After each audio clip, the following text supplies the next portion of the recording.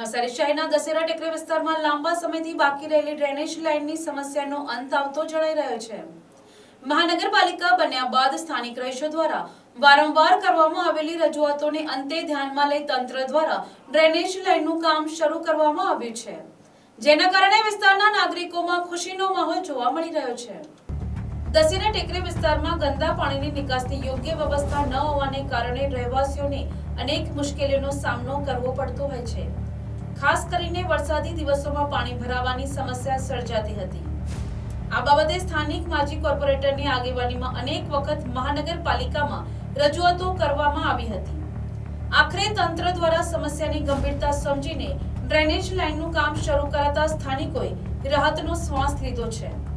સાથે સાથે તંત્ર દ્વારા જણાવવામાં આવ્યું છે કે ડ્રેનેજ લાઇનનું કામ પૂર્ણ થયા બાદ ટૂંક સમયમાં જ વિસ્તારમાં બ્લોક પેવિંગનું કામ પણ શરૂ કરવામાં આવશે।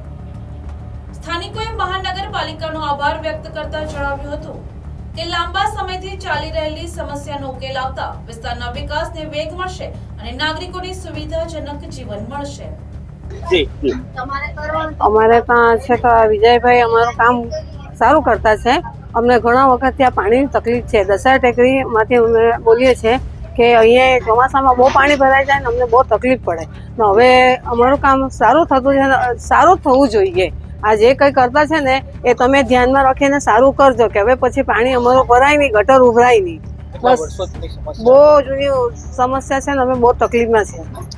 અમે બહુ વાર રજૂઆત કરી પણ હવે થતું છે, અમને બહુ તકલીફ પડતી છે ને આ થતું છે। આ બહુ મહેરબાની છે કે આ સારું થાય। બસ આટલું જ કહેવાનું, બીજું કંઈ નહીં। નવસારી મહાનગરપાલિકાના વોર્ડ નંબર 13 આ તલાડી વિસ્તાર, આ વિસ્તારમાં છેલ્લા 17 થી 18 વર્ષ જેવા ઉપર થઈ ગયા હોય અહીંયા કામગીરી નહીવત જેવી જ છે।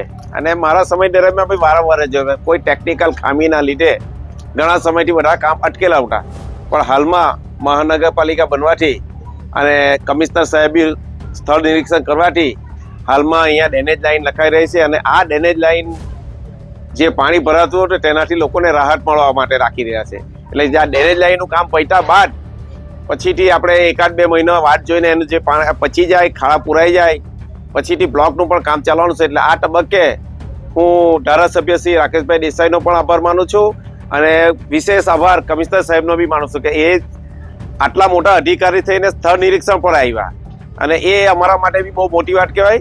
અને આ રીતે જ અમારા ગમી જોતા રહેજો અને ગરીબ માણસનું, નાનામાં નાના માણસનું જો આવી રીતના તમે સ્થળ નિરીક્ષણને કામ કરશો તો વહેલી તકે એનું નિરાકરણ લાવીને લોકોને સુખ શાંતિ આપણે આપી શકીએ। આ ઓછામાં ઓછા 100-150 ઘર તો ઓછામાં ઓછા છે જ અહીંયા। એટલે એ લોકોને આ બહુ ઘણા વખત પીડા, કેમ કે જો આ બ્લોક તો એકદમ જર્જરિત થઈ ગયેલા છે પણ હવે આ ગટરનું કામ પતે એટલે થોડા મહિના પછી આપણે બ્લોકનું પણ કામ કરવાના છે। Bureau report NTC news Navsari.